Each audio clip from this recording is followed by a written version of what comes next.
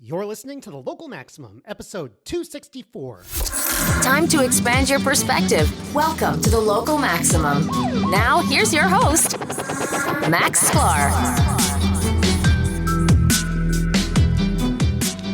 Welcome, everyone. Welcome. You've reached another Local Maximum. This is going to be a really interesting, really fascinating discussion today. I think it was a very fruitful conversation. Even though, as you'll see, I brought on someone who I have some disagreements with when it comes to the state of social media and regulation and all that. But we're going to answer a lot of tough questions today. First of all, why are there calls for TikTok to be banned? What is TikTok anyway? Why the controversy around TikTok and not anywhere else? We're going to get into that. Should we in the U.S. ban TikTok or at least ensure that it is sold to an American-run subsidiary? And what about the state of internet media and social media in the U.S. overall? How much of a free exchange of ideas is it? And should we be worried about, someone having their fingers on the scale? Well, we're going to hash all these out today because my next guest is the founder and CEO of Chamber of Progress, a new center-left industry policy coalition promoting technology's progressive future. So we now take you to DC. Adam Kovacevich, you've reached the Local Maximum. Welcome to the show. Thanks for having me. All right. So before we get to the main topic of the today, which is TikTok, which is why you reached out to me to begin with, I wanted to ask you a little bit about your organization. How did you get involved with it? And how did this issue of TikTok wind up on your radar? Sure. Well, I started the organization about 2 years ago, really an attempt to shape the conversation that Democratic policymakers are having about technology and regulation. I think that for a long time, Democrats viewed tech as kind of their industry. You know, Republicans had Wall Street and the energy industry, and Democrats had tech. And I think some Democrats took a more negative turn towards tech really after Trump was elected. But everything I've seen has shown that Democratic voters continue to be very positive towards tech. And so it struck me that that you had a situation where, again, many Democratic policymakers were, I think, assuming that their own voters were much more critical or worried about tech than they are. And I wanted to kind of close that gap. So we really work at that intersection, the intersection of democratic politics and tech policy, which is kind of where I've spent most of my career. All right. So when did you start this? Is this called, I'm sorry, what's the organization called? Shoot, I have it on my list. Chamber of Progress. Chamber of Progress, right. So when was it started? In early 2021. So almost 2 years ago. Oh, okay. So somewhat recently. Yeah. Interesting. Okay. So, so how did the issue of TikTok come up? Why is this important right now? Well, I think for me, when I started the organization, I made a decision that we were not going to have any Chinese companies among our partner companies for a couple of reasons. One, I wanted the freedom to be sort of proudly patriotic and even a bit nationalistic about American tech. And secondly, I was concerned that, when you have sort of those kind of entanglements, you sometimes feel pressure not to speak up about what's happening in China.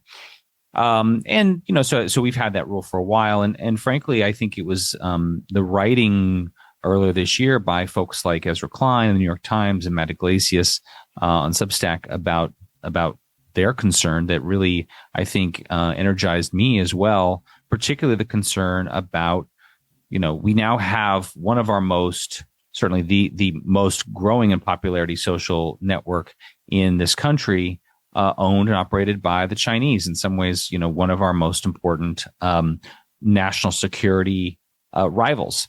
And that's really an unprecedented situation, one that I think is really important for us to take seriously. And so it was just growing as a concern of mine.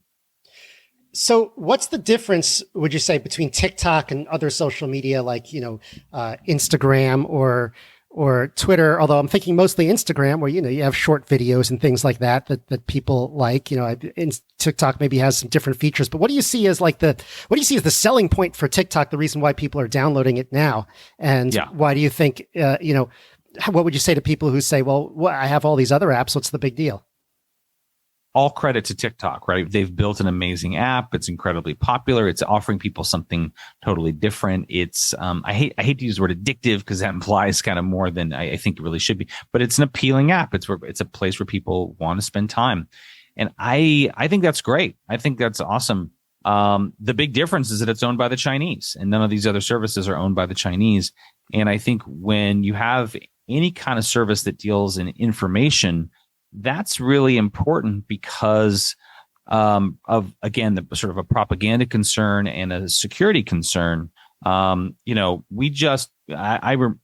may not be super familiar with it, but the Russian governments for years sponsored a television network called RT, which used to stand for Russia Today, and we used to allow this on American television on cable systems. When Russia invaded Ukraine earlier this year, effectively RT in the United States was shut down within a couple of days because they faced the cable systems that carried it faced all this pressure for carrying it. Same thing in Europe. And I look back on that situation and I think, man, that was kind of weird that we allowed the Russian government to operate a propaganda network in this country for as long as we did. And I just have to kind of wonder if we won't look back at the TikTok situation someday and ask the same question. So when you say that TikTok is owned by the Chinese, is it a private company in China, and what kind of control or influence does the Chinese government have over it? Like, how does that work? Yeah. Well, you have to understand that it's a private company within China, but there's really what it means to be a private company in China is completely different from the way we understand a private company, which is to say that, in order to operate in China, you have to really be, entangled with the government, right? They can essentially shut you down at any time. And they also have to really have guaranteed access to your data, right? And so they don't have, in this country, in America, if the Justice Department wants somebody's data from their iPhone, they have to come with a judicial warrant and serve that on Apple or Google for somebody's Gmail contents. And there we have a judicial process, right? And one of the things that's interesting is that all of the companies disclose in numbers how many of those requests they get from the American government. China doesn't have a front door like that. They have a back door. They have a stake, right? So they have a national intelligence law that's broadly worded to require that any organizations, including companies, participate in domestic intelligence activities, right? So like every company is conscripted in this, right? And so that's why I think this distinction like private company, public, it just doesn't matter in China.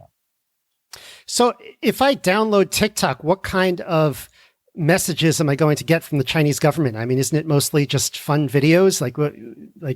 What am I going to see there? Yeah, I don't think it's the kind of thing where, like, so with Russia Today, it was almost a kind of, almost cartoonish attempt at propaganda, which is, they would do kind of pro-Russia messages, but a main thing that Russia Today was trying to do was highlight division in the U.S. society, right? When it comes to TikTok, I want to be clear. We don't see evidence that the Chinese government is like overtly injecting pro-Chinese messages into people's feeds. But I think are two concerns. One is that they do have access to all user data. And I think that's undeniably true. And secondly, that they can influence what TikTok's content policies are. So they can influence maybe which videos get promoted, which videos don't get promoted. If you were to, film a video criticizing China's human rights record, pretty sure that would not get promoted by TikTok's algorithm, right? And so even if it, was really salient to what you were interested in. So, sure. So that kind of thing, I think, is the concern that many people have about TikTok. Yeah, I mean, even the app I used to work on 10 years ago, Foursquare, when wouldn't be allowed in China, even though it was a very apolitical app. But people would check into Tiananmen Square. Well, and that's the thing; they don't. Yeah. Well, you raise a good point, which is that I think there's also an interesting argument. This is not my primary, but I mean, basically China has shut off, has foreclosed access to its own market to U.S. companies, right? Google cannot operate in China. Facebook cannot operate in China. Amazon has a hard time. So they foreclosed the market and yet want access to our market. So like there is an argument that I've heard some people made just on pure fairness that it's unfair of us to give them access to our market when they deny us, our companies, access to their market. So what's the solution to this? I mean, does Congress want to ban it? Are there any alternatives to banning it? What are people talking about here? Well, over the last couple months, you've seen more action taken to ban TikTok on government-owned devices. So at the end of the year, sort of the big year-end legislation that passed Congress included a provision that bans TikTok on federal government employee websites or devices, rather. You've also seen a number of state governments, sometimes through their state legislature, sometimes the governor's done this unilaterally, issue similar orders for state government devices and employees, mostly Republican states, but increasingly Democratic states as well. And so you're seeing that. Some of that has trickled down to state universities, might be banning students from accessing TikTok on state university Wi-Fi. They can evade that pretty easily by going through their mobile data plan. So I don't think that's a big deal. I don't actually think the bans are an interesting indicator of political concern, but I don't think that by themselves, the current government bans are that significant. And I also don't think that the federal government will ultimately end up banning TikTok. But I do think there is a path there to do what they've done in other situations, which is insist that the company be sold, divested to a U.S. owner, which I think would address many of the concerns. So would that be your preferred outcome? I think it's yes. I do think it's the smartest path. I think in some ways it's the easiest path, and frankly, it's the path with the most precedent. So this is not very well known, but about 3 years ago, or I guess 4 years ago now, maybe even 5 years ago, the app Grindr was sold to a Chinese holding company. And when that deal happened, that had to go through review through what's called the CFIUS process. It's the Committee on Foreign Investment in the United States. It's a cross-government agency working group that looks at these questions about foreign investment in United States companies and determines if there's a national security risk or some other risk and gets a chance to veto them. And the concern that was raised at the time was that Grindr, as a dating app, had a lot of sensitive data on Americans, on their sexual orientation, on their HIV status. That could include prominent policymakers, politicians, business people, maybe who might not be out of the closet, and that could give the Chinese government basically blackmail material. And so CFIUS in that situation pretty quietly actually insisted that the Chinese company that had taken ownership of Grindr sell Grindr to a U.S. company. Again, they did this very quietly. There was no press conference. And about a year later, in I think March or April of 2020, it was announced that Grindr had been sold to a U.S. company.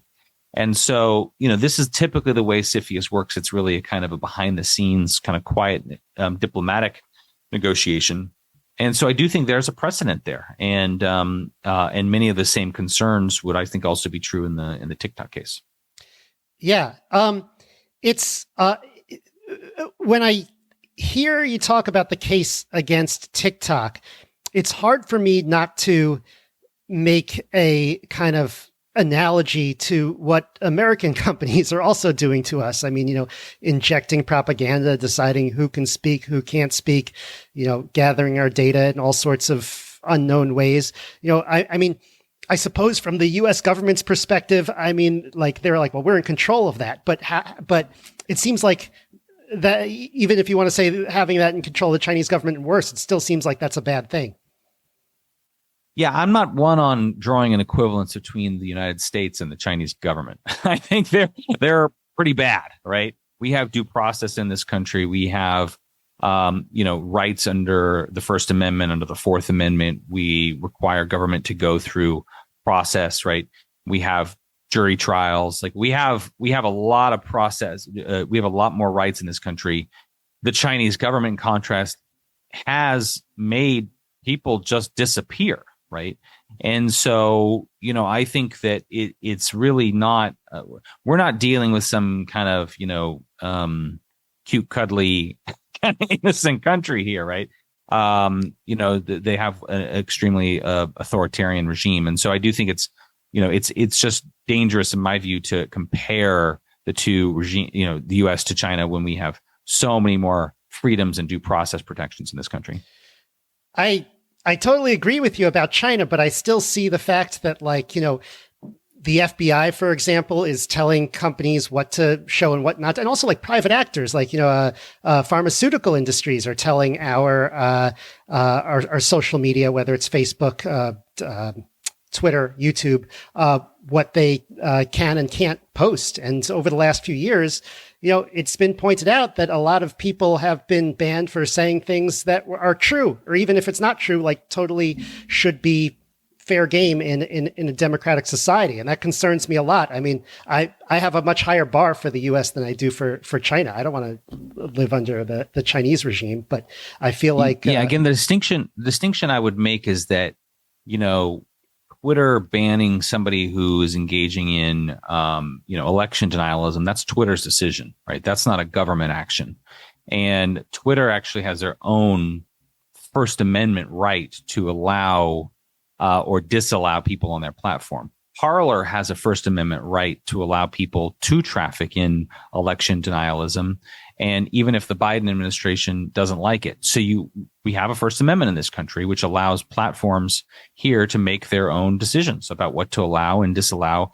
And without any threat of the government can't shut any of these services down because of one of their decisions. That's just not true in China, right? You cannot operate in China and without staying on the right side of the government. And so, you have situations here where the FBI, I think there were some Twitter file stories, says to Twitter, well, you might want to take a look at these accounts. It might violate your terms of service. Okay. I understand some people's concern about that. But on the other hand, if Twitter, Mark Zuckerberg said that the FBI told them to do this and that. And it's hard to say no to the FBI, when, but it is, but they do, I guess is what I would say. So sometimes they would say yes, sometimes they would say no. I agree. It puts them in a difficult position. But there's a lot of situations where, the FBI has come to Apple and said, give us all this data, and they don't have a warrant, and Apple's told them to pound sand, right? So every company, I think, also pushes back on requests that aren't grounded in some kind of warrant or legitimacy. And again, all those things exist in the United States, and they just don't exist in the Chinese system. Gotcha. So what do you think about the right to access information? I guess this applies to RT too. I mean, as an American, shouldn't I have the right to view whatever content I want to view? If I want to see foreign propaganda, maybe I'm not even looking at it for the purpose of joining them, but for the purpose to look at what they're saying. Shouldn't that be available? Yeah, and frankly, I think if you want to find propaganda, it's not gonna be too difficult to find it, right? I think we have a pretty big, vast internet, and I don't think it's going to be difficult to find that. The real question, I think, in this case of CFIUS is really, this is the kind of case that this was set up for, which is to say, we recognize that for our own national security, there are going to be certain services where the government might have a smart, compelling interest. I'll give you another example. Several years ago, the Federal Communications Commission basically decreed that Huawei, the Chinese network provider company, was a national security threat because they had seen evidence that Huawei routers and network switches that were being installed in America were being used essentially to spy on Americans, right, for the Chinese government. And over the course of the last couple of years, the FCC has essentially told telecom companies in this country, you can't do business with Huawei, right? And so, like, is that a violation of their rights? I mean, I guess you could argue that, but I think the FCC and the national security agencies also, their job is to protect our national security and to say, well, no, don't use this Chinese telecom company because they're spying on Americans. I'm personally okay with that. What do you think about these admittedly emerging and maybe not all ready for prime time, but uncensorable social networks, whether it's crypto, Bitcoin for payments that are uncensorable, or in the case of Library, who I spoke to, but they were kind of beaten down by the SEC, but the service is still there on Odyssey, where you can get any video you want, really. I mean, within reason. Yeah. And so these services are available. Presumably, it would also be hard to censor them in authoritarian countries as well. Would you be concerned about it? Would you welcome that? How would you think about these technologies? And again, I know it's unclear how these things are going to develop over the next few years, but. Yeah, I think it's a great question because, I mean, I think, for example, there's folks like Jack Dorsey who would say that, like, decentralized protocols, and you see some of this with Mastodon, for example. Mastodon is based on, individual instances, each with their own content policies. Right. Decentralized. I think that's a little bit different in that there are, each instance owner in Mastodon is responsible for having its own policies and enforcing them. So there's not no one. I think there's probably going to be a market for that. On the other hand, I think that, what often happens with some of these things is that the first time somebody uses that for some kind of illicit, say, criminal activity, the government's going to come and say, who do I talk to, right? Where do I go? Where do I send my warrant? And I think, to have completely warrant free communications or communications beyond the law, like, there's always a robust debate about encryption, for example, and keeping encryption communications protected. But I think that there is going to be a place for that. Having said that, I think the vast majority of users of social networks want a centralized content moderation. There's an argument that when you go into a social network, that content moderation is essentially their main product, right? Which is to say, no one wants the unfiltered raw feed. You want it prioritized somehow. You want it made relevant for you, but you also want the gross garbage stuff, filtered out. At least most people do, right? So there's a reason that Instagram is a much bigger, more successful business than Parler, right? Which allows everything. Instagram is a very curated, moderated social network. Parler is intentionally not, but Instagram's a much bigger, more successful business with a lot more users. So I could see the argument for centralized content moderation when it's like something we kind of all agree on. A good example is just email. Like I think that I don't know what % of my email gets blocked by Google, but I'm pretty sure all of that stuff is stuff everyone agrees that I don't really need in my feed. But there's, especially in recent years, there's a whole lot of stuff where people just don't agree. And if that's the case, like, it seems like content moderation should not be centralized into like 3 major players that all kind of collude with each other.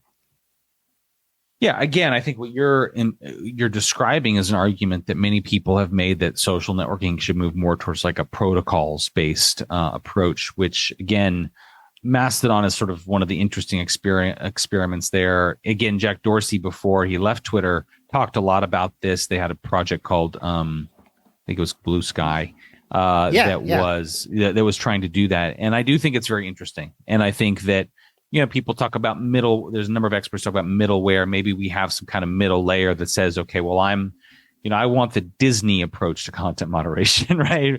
Which is like, nothing but family friendly.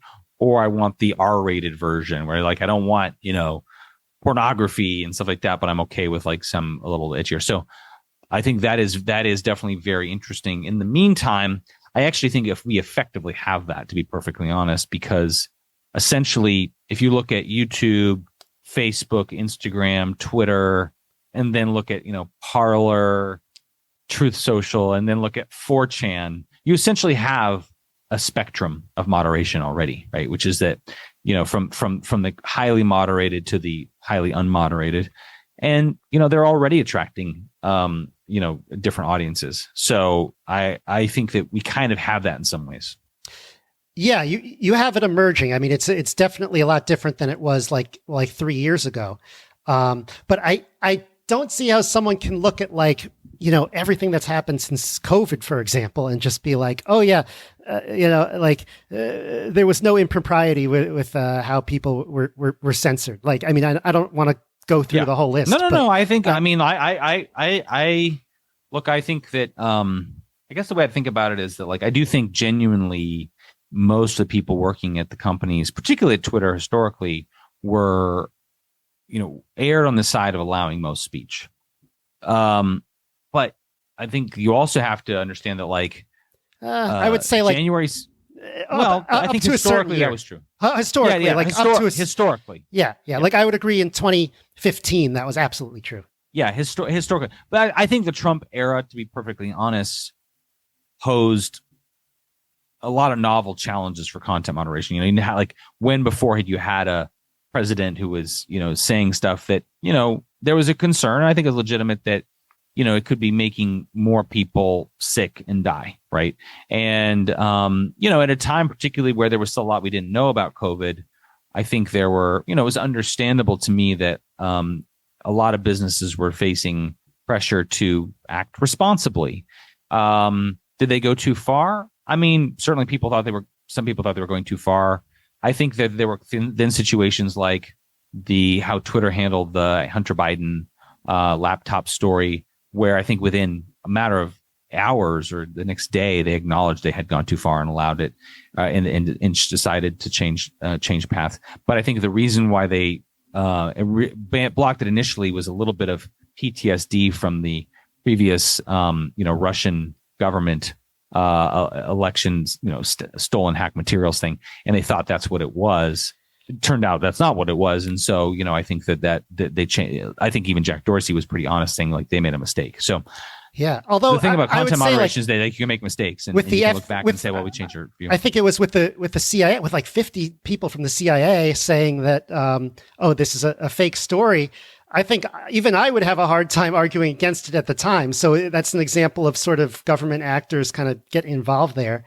But yeah, I was thinking more along the lines, a good example would be the lab leak, which it's hard to forget. You couldn't say that on Twitter, and of course at the time I wasn't involved in that. I'm like, well, I don't know, but it seems like in a open democratic society, you should be able to ask those questions. Well, again, I think it's always worth reminding, Twitter can allow or disallow whatever the heck it wants to on its service. It's not a government service. It's a private company. It has its own First Amendment right to allow or disallow. Now, we can argue, and people do argue basically pretty much continuously, about whether they should allow more, disallow more. And so I tend to agree with you that I think there are many things with hindsight. I think many platforms look back and they say we might have gone too far in terms of disallowing too much. So let's come back to TikTok again, because I don't know if we really close that out. But where do you see this actually going? So you hope that it gets in control of so you hope that it becomes controlled by a U.S. company, but where do you think this is going to end up? How long do you think it's going to take? And look, this market, the social media market, moves so fast. Wouldn't you be concerned? I mean, this is something that we think of outside of New York, outside of DC a lot, which is this market moves so fast. By the time government reacts, where's the market going to be in 2-3 years? TikTok might not even be popular. Yeah, it's a good question. That's why I said at the front, I think this is really an unprecedented situation where you have such a popular service that is Chinese owned. I think that people may not realize or may forget that this was something that President Trump tried to do, and his order essentially banning TikTok was I didn't want to trigger you, but I did want to say this sounds like some of the things that Trump also said. I think that's right. Look, I mean, like, I think he essentially attempted to, force TikTok to be sold to Oracle, which was a favorite kind of crony company of his, right? And, so I think I'm not surprised any of that got thrown out of court.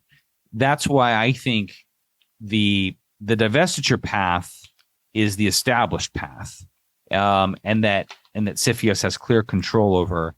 And as I said, with the case of Grindr, it was done quietly, right? And so I do think all the parties would have an interest in it being done quietly and rather than a big splashy press conference, because I do think that there's an interest in getting not upsetting all of U.S. China relations, and I think that, I'll be honest, it's very hard for me to imagine a TikTok having a sustainable business in the United States in the long term and continue to be owned by the Chinese. It's just like, I think it would be so much better.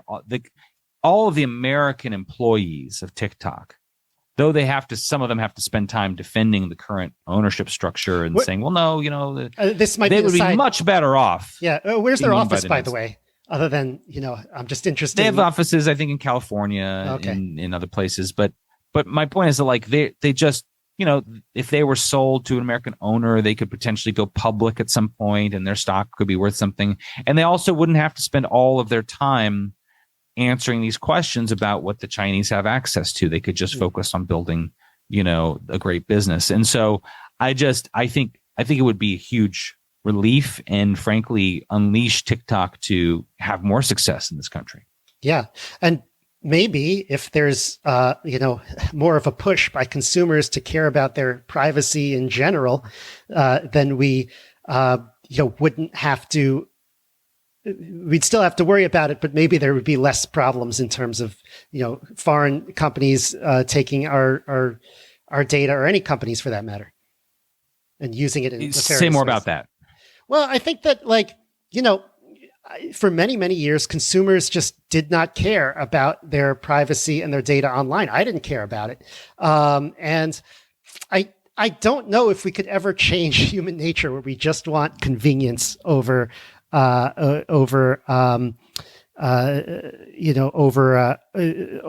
carefulness in terms of privacy. And maybe you have to get burned a few times before you care about that. And so maybe the American people have gotten burned a few times. I don't know if we felt it enough where the consumers are actually going to change their opinion, but that it could change. I mean, look, there have been social changes way bigger than that, where consumers just change their behavior. Yeah, I think most people are generally fine with the trade-off they make when using apps and services, which is essentially, I'm going to provide some of my data in exchange for some value I'm getting back. Yeah, so long as you understand what that data is. And truly, I think, though I don't believe people generally read the privacy policies, I do think people at their heart understand they're making a trade-off. Right. And so, and that the benefit they're getting is worth it. So I'm not one who believes, there's some kind of arguments, well, consumers are just sheep and they're being kind of preyed upon. No, I think actually mostly they know what they're getting into, the basic heart of it. But I will say that I think, like, there is this separate question, which is, I don't think the average consumer is spending any time thinking about what a government, either our government or a foreign government, might have access to. And that's what makes this situation, I think, somewhat unique. That's not a question that I don't think most consumers are really afraid of what a service knows about them. And I think most consumers are not used to thinking about or worrying about what a government might know about them because of the use of that service. Gotcha. All right. Well, we're coming short on time. Adam, thank you so much for coming on the show today and having this discussion. I really appreciate it. This is a unique discussion to the Local Maximum. What are some of your last thoughts on the topics that we've talked about today, and where can people go to learn more about you and what you're doing? Sure. Well, I love this area of technology policy, because it's kind of where the future meets the present, right? There's all these cool things that people are building, and the present is really signified by debates about law and policy and concern about, whether something should be allowed or disallowed. And so that's kind of why I love working in this space. But you can follow me on Twitter. I'm at Adam Kovacevich, and our organization, again, is called Chamber of Progress. We're on the web at progresschamber.org. All right. Adam, thank you so much for being on the show. All right. So this is a great opportunity for you in the audience to weigh in at the end of the episode. Let us know what you think at localmaxradio@gmail.com, or join our locals, which has had quite a bit of extra, a lot of extra interest recently on our locals message board at maximum.locals.com. So go to localmaxradio.com/264. That's our show notes page for today's episode, and get all of Adam's links. Have a great week, everyone. That's the show. To support the Local Maximum, sign up for exclusive content and our online community at maximum.locals.com. The Local Maximum is available wherever podcasts are found. If you want to keep up, remember to subscribe on your podcast app. Also, check out the website with show notes and additional materials at localmaxradio.com. If you want to contact me, the host, send an email to localmaxradio@gmail.com. Have a great week. Feel the power.